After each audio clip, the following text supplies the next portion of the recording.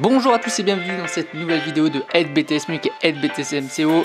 Bienvenue dans cette vidéo. Aujourd'hui on va voir une notion à retenir pour réussir vos dossiers de PDUC et d'ACRC, pour les préparer et surtout pour préparer vos euros. Allez, c'est parti, n'oubliez pas de vous abonner et d'aller sur notre espace membre pour avoir accès à toutes ces fiches de révision.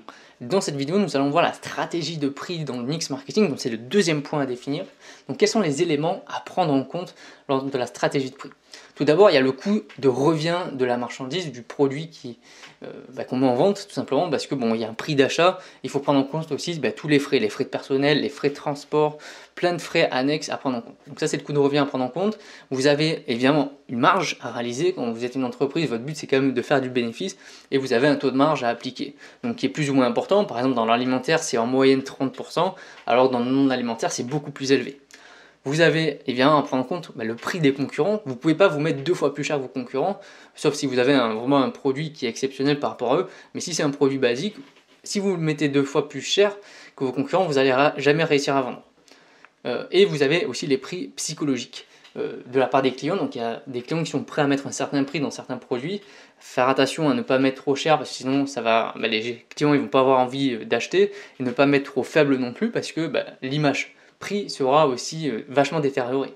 Et souvent on assimile un produit qui est pas cher à un produit de mauvaise qualité. Donc il faut faire vraiment attention à ça. En termes de stratégie, il y a 3 stratégies possibles.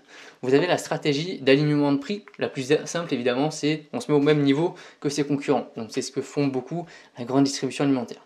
Vous avez la stratégie d'écrémage. Donc là c'est plutôt, on va viser sur du haut de gamme, on va écrémer justement la clientèle et on va viser une certaine segmentation, un certain segment de la clientèle, plutôt aisé avec un pouvoir d'achat élevé. C'est le cas du luxe notamment. Et vous avez la stratégie de pénétration. Donc là, le but c'est de proposer des prix ultra attractifs. C'est le cas notamment des discounters.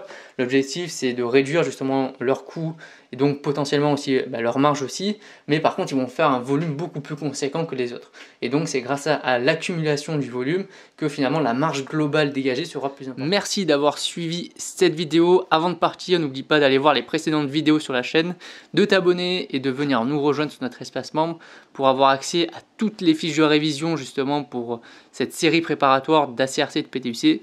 On se retrouve très bientôt pour une nouvelle vidéo. Allez, bye, à bientôt.